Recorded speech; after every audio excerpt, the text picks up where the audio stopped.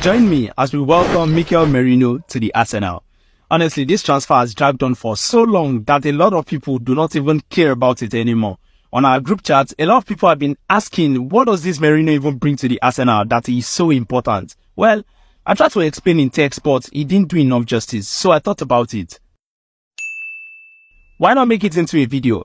Well, now, let's talk about it.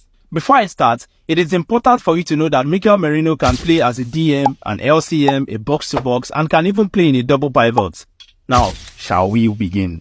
As an Arsenal fan, you should already know how important duel winning is to our manager, Mikel Arteta. When I lose a duel, I'm upset. Now, you must have heard that Merino won the most duels across top 5 European League last season, and yes, that's true. Look at how he measures in duels with La Liga midfielders, and his duel dominance is crazy. Honestly, Arteta must be smiling right now. Now, one of his most prominent attributes is his level of physicality, which makes him a round peg in a round hole for Arsenal, especially in the Premier League. It might interest you to know that Arsenal now have 10 players that are 6 feet and above in height. That's peak Barclays Premier League physicality right there.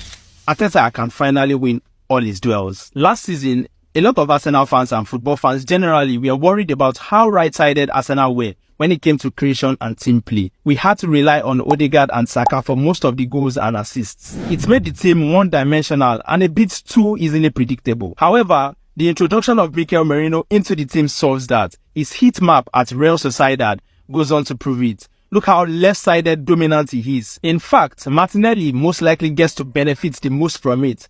I mean, his best year at Arsenal, having scored 15 non-penalty goals, came when Xhaka was most effective at Arsenal. But when Xhaka left, Martinelli's goals and efficiency dried up. Oh well, with the introduction of Mikel Merino, we are about to find out if it's a Martinelli thing or it's just a system thing. Now, have you seen Mikel Merino actually pass the ball? The way he strikes the ball, and particularly the way he picks his pass options. It's very quite similar to Jorginho. You know when you are playing FIFA and then you press triangle? It's called a line breaker in football, but in the streets, we call it true pass. Martinelli, being a pacey player, has to hug the touchline every time to hold width and stretch the opposition's defense line.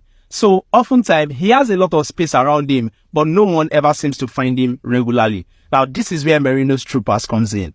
I'm on the lookout for it. But have you seen him under pressure? Merino handles himself well. He is good with spaces and uses his body well to defend the player or to defend space. Whether you decide to press him with 1 man or 2 men, Merino comes out on top. He is brilliant. How is he able to do this, you may ask? Well, for a couple reasons. One would be awareness. Look, Merino is the type of player that is always scanning, whether for space or for markers. Professional footballers can tell you how much important scanning is for them, especially as midfielders. He is very much aware of the space around him. He anticipates every move and knows what to do with the ball even before it gets to him. You see, another reason that explains why he's very good under pressure is his dribbling ability. He keeps it simple yet very effective. No unnecessary show of skills or showboating.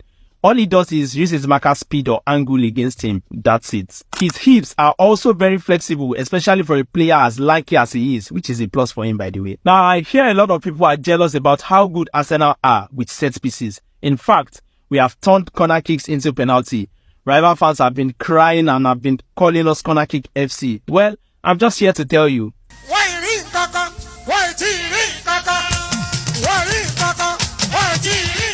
Imagine adding a 6'2" Merino to Saliba, Gabriel, Herbert and Tomiyasu to mention a few.